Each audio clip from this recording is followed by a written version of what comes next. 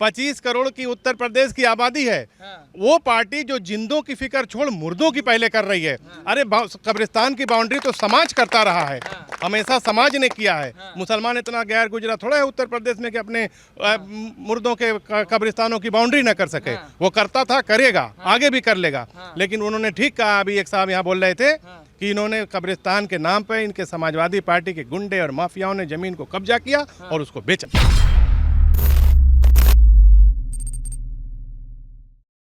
साथ गोरखपुर के मुसलमान हैं, क्योंकि ऐसा माना जाता है कि पूरे प्रदेश में जो हो ना हो, मगर गोरखपुर का जो मुसलमान है वो बाबा का ही है, बाबा को ही है और बाबा को ही वोट देता है।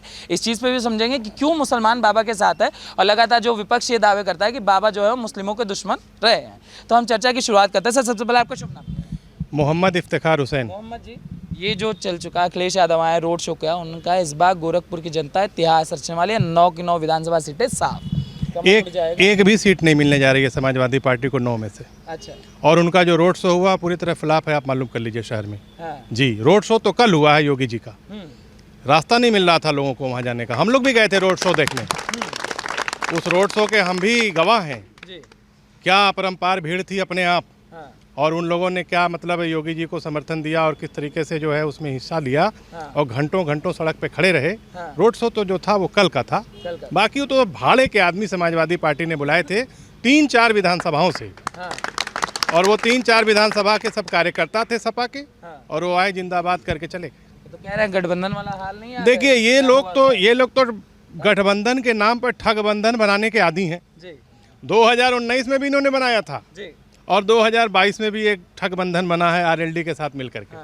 और जो हस्र 2019 के गठबंधन का हुआ था इनका, वही 22 में भी होने जा रहा होगा। जी, कह रहे हैं कि इस बार तो पासा पलट जाएगा। मौर्य जी हैं, सैनी जी हैं, सब के सब चुनाव हार रहे हैं, अपनी अपनी विधानसभा से भाग खड़े हुए सब लोग। क्या बात है? और क्या, पडरौना छोड़ के फाजिल नगर गए मौर्य जी, बहुत बड़े नेता हैं नेवला, तो क्यों छोड़ दिया विधानसभा उन्होंने अपनी? तो पार्टी का आदेश था, जहाँ से कहेगी पार्टी। नहीं, आदेश क्या था, वो तो पडरौना से बीजेपी ने उनका टिकट काटा उनके नाकारेपन के कारण।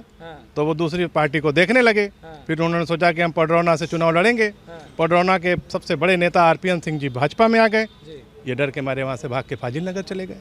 ऐसे भगेड़ू आदमी की कौन चर्चा करना है? मौसम वैज्ञानिक है सर। अरे तो मौसम वैज्ञानिक कभी कभी देखिए तो पलटने दीजिए ना, लेकिन ऐसे लोगों का कोई राजनीतिक भविष्य भी नहीं होता। भविष्य नहीं क्या होता है? कुछ नहीं। इनको ना मुसलमान वोट देगा, ना हिंदू वोट देगा, ना अगड़ा ना पिछड़ा, कोई नहीं देगा, कोई नहीं देगा। मुसलमान क्यों भाजपा को वोट देगा? नहीं, स्वामी प्रसाद मौर्य को नहीं देगा।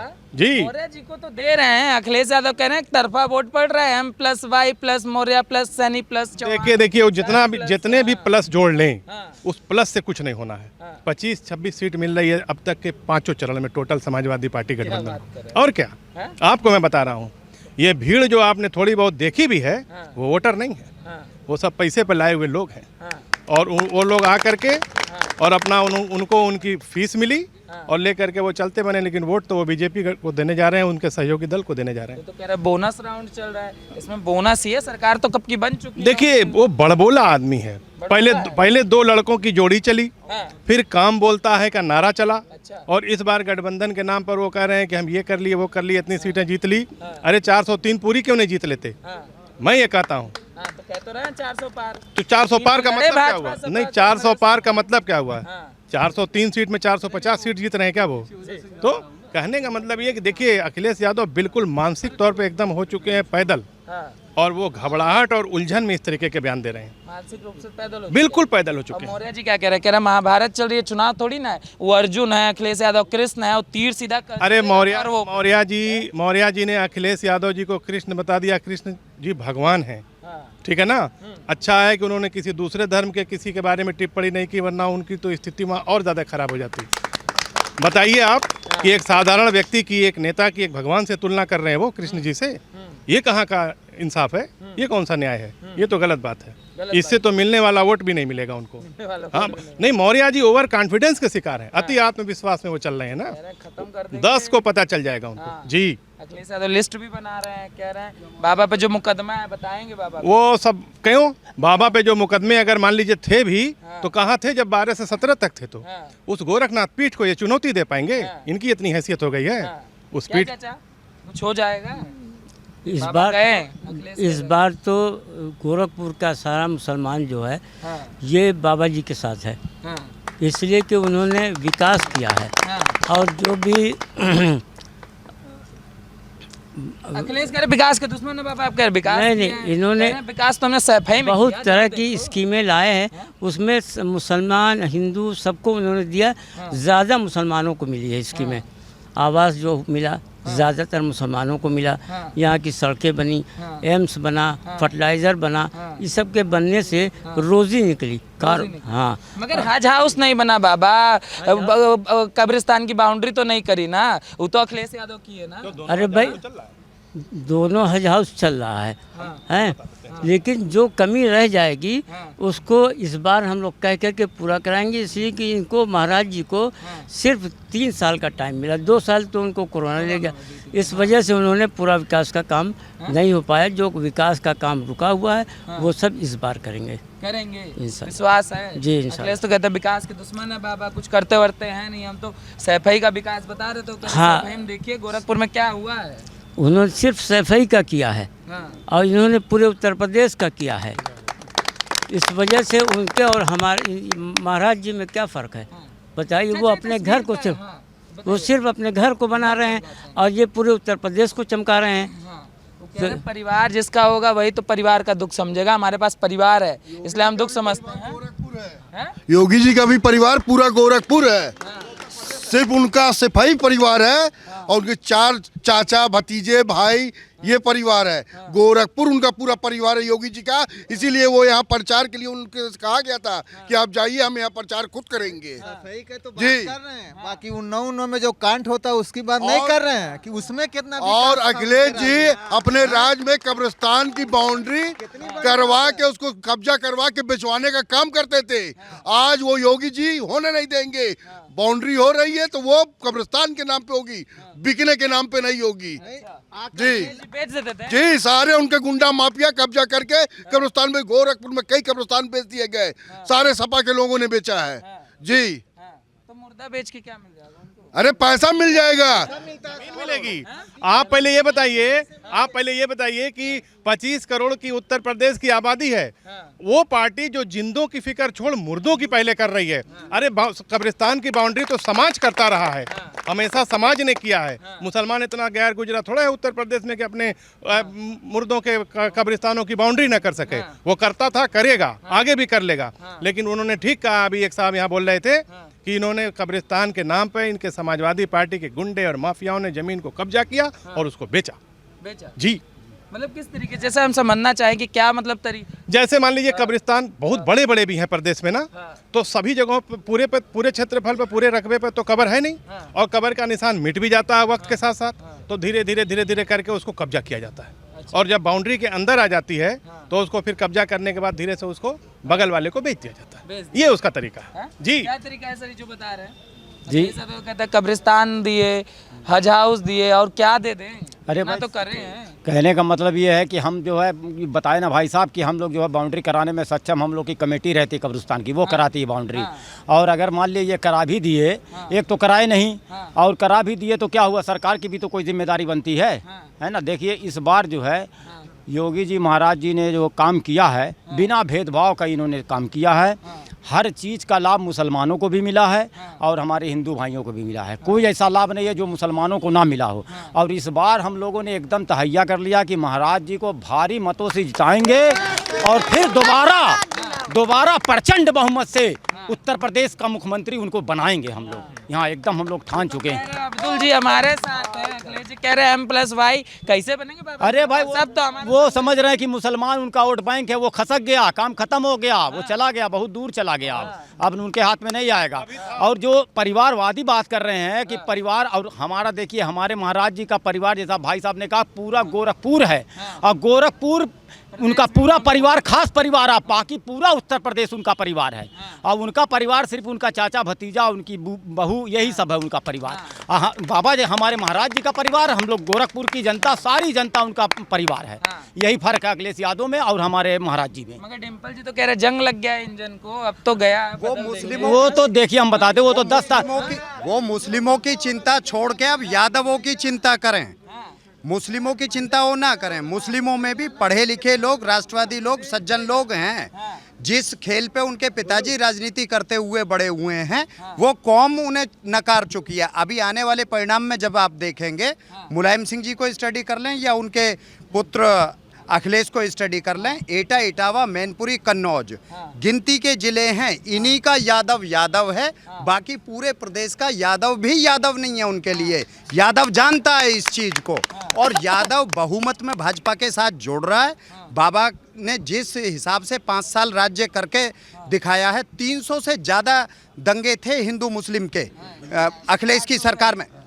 300 ही मान लो, 3 बालक मरे मान लो। अगर अखिलेश या अखिलेश के पिता शिव नहीं हैं, वो नबी नहीं है जो मुर्दे को जिंदा कर देंगे। जिसका बालक मरा उसकी दुनिया उजड़ गई, वो हिंदू था या मुसलमान था।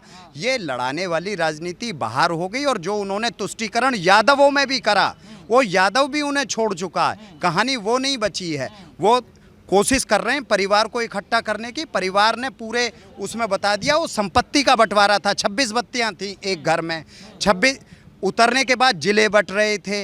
विकास कहाँ था? विकास हर घर में था, चाचा भतीजे में भी विकास था, भाई भाई में भी विकास था, और इन 4 जिलों के यादवों में ही विकास था। पूरे बाकी बचे हुए जिले जो थे उत्तर प्रदेश के, उनके यादव ने भी सोचना शुरू करा। जितनी भाजपा की बाबा द्वारा बनाई हुई योजनाएं थीं, सारी योजनाएं गरीबी के आधार पे बनी, और गरीबी का आधार उसमें होते ही बहुमत में वो लोग जुड़े जो भाजपा के वोटर ही नहीं थे। 5 साल जब उन्होंने इस चीज़ को देखा, सारे पुलिस स्टेशन समाजवादी सरकार में और बहुजन समाजवादी सरकार में उनके कार्यकर्ताओं के और पदाधिकारियों के अड्डे होते थे। उनका संबंधित दरोगा फोन करके अध्यक्ष जी को प्रणाम करता था। बाबा जी ने ये करके दिखाया कि विधायक, भाजपा का विधायक और भाजपा का सांसद भी दरोगा को फोन करने की हिम्मत नहीं रखता था, इसलिए अपराध रुका। तो बेचारा दुखी है ना। अरे भाजपा का कार्यकर्ता अटल बिहारी वाजपेयी का जोड़ा हुआ कार्यकर्ता है, दीनदयाल का जोड़ा हुआ कार्यकर्ता है। ये सर्वधर्म संभाव पे आया, सर्व खलविदम ब्रह्म पे आया, ये घर बनाने पे नहीं आया। 80 क्या है? 80 लोकसभा की सीटें यूपी में, 64 भाजपा के पास, 8 28 64, 80% तो है।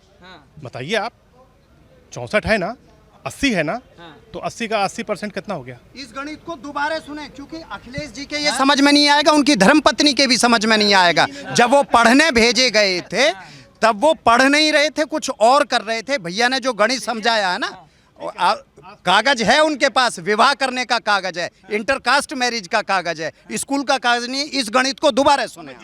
80% और 20% की जो बात योगी जी ने कही है, वो यही उन्होंने कही है कि 80 कैसे इन्होंने ये समझा दिया कि वो 20% मुसलमान है। इसके बाद तो ये बात 90 और 10 पे भी आई थी। तो अब बताएं आप क्या है?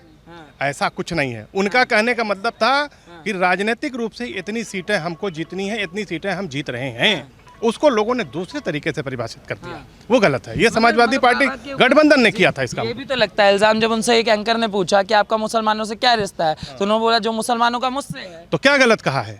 अब चलिए हम लोगों के साथ आप मंदिर, यहाँ के स्थानीय मुसलमान सब खड़े हैं ना। अभी आप देखिए, शाम को आ जाएंगे प्रचार से या कल सुबह आप चलिए, जब आपके पास समय हो, देखिए क्या रिश्ता है। मट्ठा हम लोगों को मिलेगा, लड्डू हम लोगों को मिलेगा, बैठने के लिए हम लोगों को मिलेगा। अब क्या चाहिए आपको? स्थान कोई नियत नहीं क्या है। चाहिए मुसलमान को? क्या चाहिए? या एक आदमी, एक इंसान को क्या चाहिए कि जहाँ जाए वहाँ उसकी इज्जत हो? इज्जत में तो कोई कमी नहीं है। मुसलमानों की बात कर रहे हैं। योगी ने ऐसा क्या किया है जिससे मुसलमानों का नुकसान हुआ, ये आप मुझको बताइए। योगी जी ने ऐसा क्या किया है जिससे मुसलमानों का नुकसान हुआ, ये मुझको बताइए। आप बताइए आप मुझको। बाउंड्री और हज हाउस, अरे सुनो यार, हज हाउस और कब्रिस्तान मुसलमानों की जिंदगी नहीं है। जब हज हाउस नहीं था तब भी हज पे लोग जाते थे, जब जहाज नहीं चलते थे तब भी लोग हज पे जाते थे। आपको हज की हिस्ट्री पता है? नहीं पता है ना। तो इसलिए हज हाउस बना देने से गोरखपुर में पूर्वांचल के लोग आके इकट्ठे हो जाए। वो तो जहाँ रहते हैं, जहाँ पे हवाई जहाज़ की सुविधा होती है, वहाँ उनके रहने का प्रबंध किया जाता है। आपको मैं बता दूँ, सबसे पहले सिर्फ पानी जाग के जहाज़ से लोग जाया करते थे, और बॉम्बे में लोग इकट्ठा होते थे पूरे हिंदुस्तान के, एक जगह के, गोरखपुर या आजमगढ़ के नहीं होते थे, पूरे हिंदुस्तान के लोग वहीं जाते थे। वहाँ पे मुसाफिर खाना होता है। सुनिए मैं इनको नहीं, पॉइंट की बात है, बात हम समझाते रहे। देखिए, दो हज हाउस हैं यूपी में, बात समझिए, 2 हज हाउस हैं यूपी में, एक लखनऊ में और एक गाजियाबाद में, दोनों चल रहे हैं। 2 साल से हज नहीं हुआ, 20 और 21 में दोनों को सरकार ने कोविड के सेंटर के में तब्दील कर रखा, उसमें मरीजों का इलाज हुआ। अब तो कोई नहीं होगा, उसमें खाली होगा। तीसरी बात कि सबसे ज्यादा हिंदुस्तान से हज यात्री जाते हैं 2 लाख, इंडोनेशिया से सबसे ज़्यादा पूरी दुनिया में जाते हैं, उसके बाद सेकंड नंबर हिंदुस्तान का है। इस 2 लाख का कोटा किसने किया था, जरा आप ये बताइए। नरेंद्र भाई मोदी जी ने। 32,000 का कोटा तो सिर्फ यूपी का है और 2 लाख हज यात्रियों का कोटा हिंदुस्तान का है, जो कि मोदी जी की सरकार ने किया था। 1 नंबर की सुविधा देती है सरकार हाजियों को, जब जाते हैं तब कोई ना कोई मंत्री उन्हें छोड़ने जाता है सरकार का और लेने जाता है। क्या बात करेंगे अखिलेश यादव जो परिवारवाद से ग्रस्त हैं बुरी तरीके से, और क्या वो तो कह रहे ना, परिवार का दुख परिवार। आप बताइए कि लाठी क्यों चली थी आपस में चाचा भतीजा में, किस बात का झगड़ा था? अरे उसी पूर्वांचल एक्सप्रेसवे का झगड़ा था जिसको योगी जी ने बना के चमका दिया, इसी के टेंडर को लेकर के झगड़ा था जी। हजारों करोड़ रुपए का जो कमीशन आ रहा था उसमें लोग आपस में बांट नहीं पाए, इसी को लेकर के इन लोगों ने झगड़ा किया आपस में। मैं विपक्ष वाले ये बोलते हैं कि मुसलमान क्यों भरोसा करे योगी पे, गेरुआ वस्त्र पहनते हैं, टोपी पहनते हैं, अखिलेश जी तो टोपी भी पहनते हैं। नहीं, एक मिनट, अखिलेश जी के टोपी पहनने से क्या वो नहीं एक मिनट, मेरी बात का क्या मुसलमान इस बात का भूखा है वो उसके पास पैसे नहीं है इफ्तार करने के लिए? इफ्तार में क्या चाहिए होता है? अगर आप गरीब हैं तो 2 खजूर, उससे भी गरीब हो तो पानी पी के इफ्तार कर लीजिए। ये ज़रूरी है कि आजम खां आके या अखिलेश आके हमको इफ्तार कराएंगे? तो फिर उनको कहने का हक ही किसी ने नहीं दिया है और उनको कहना भी नहीं चाहिए। वो सिर्फ इसलिए कहते हैं ताकि मुसलमान बहकावे में आके उनकी तरफ झुक जाए। आप मुझको बताइए, 5 साल रहे वो मुख्यमंत्री, उनके पिता कितने साल रहे बताइए आप मुझको। उन्होंने मुसलमानों की गरीबी को दूर करने के लिए ऐसा क्या किया आप मुझको बताइए, या अखिलेश जी मुझको बताया। गरीबी दूर करने के लिए उनकी नहीं हम ही सब किए, मैं क्या किया, कोई किया ही नहीं, बाबा तो फीता काटते हैं। मैं यही तो पूछ रहा हूँ आपसे कि अखिलेश जी मुझको ये बताएं कि मुसलमानों की गरीबी दूर करने के लिए, उनको शिक्षा देने के लिए उन्होंने क्या किया, सिर्फ इसी का सवाल। मैं आपको एक बात बता दूं, आप लोग जिले घूमते कि नहीं घूमते? पूरा प्रदेश देखो घूम लिया ना, और आपके हिसाब से तो समाजवादी पार्टी 400 सीट ले आ रही है, लेकिन मेरी बात सुन लीजिए, ये मैसेज अखिलेश जी को पहुंचा दीजिएगा कि 10 तारीख को 12 बजे के बाद जब आप उनसे पूछने जाएंगे ना तो कहेंगे मुझसे गलती होगी, क्षमा हो गई है, नमस्ते। अखिलेश को इतना टोपी से प्यार है, मोहब्बत है, तो अखिलेश जो है टोपी हमेशा पहने। अखिलेश को टोपी से इतना लगा हुआ था, अखिलेश हमेशा जाकर बोलिए अखिलेश को हमेशा टोपी पहने।